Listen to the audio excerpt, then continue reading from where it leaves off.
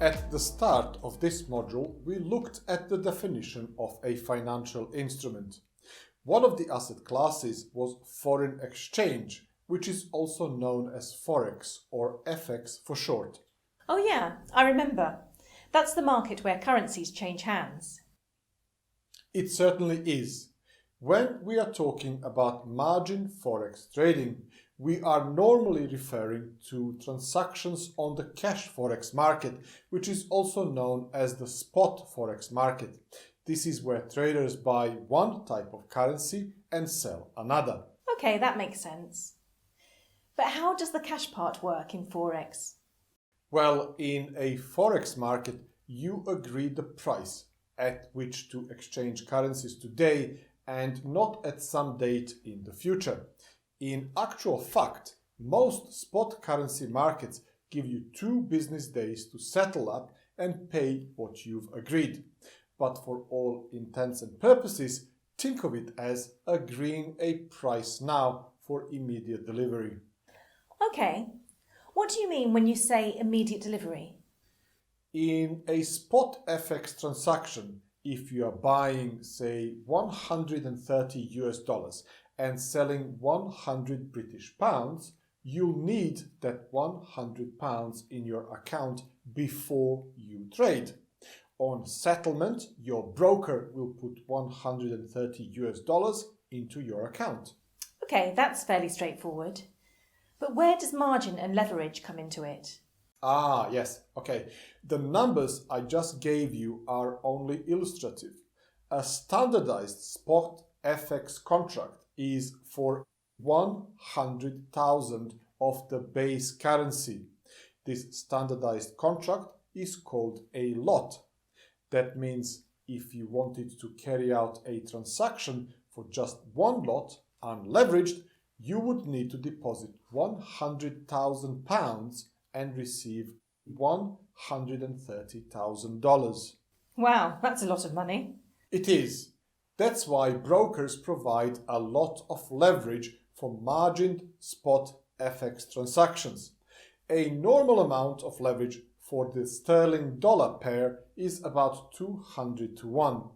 This means you need to deposit the equivalent of a £500 margin with the broker to trade this particular contract. That's still a decent amount. Can you still decide on which way you want to speculate on price? Yes, you can buy or sell one currency against another. Basically, it's the same process as betting on whether a price will rise or fall. And what about the tax aspects? There were important differences in CFDs and spread bets. Well, margin Forex trading has similar tax rules to CFD trading. If you make a profit, you normally pay tax on it. If you make a loss, it's normally deductible.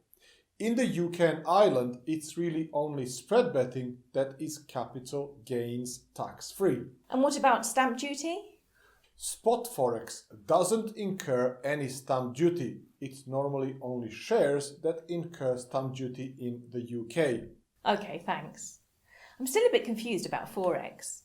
You said traders can place CFD trades and spread bets on FX markets. But there is also a separate product called margined Forex trading.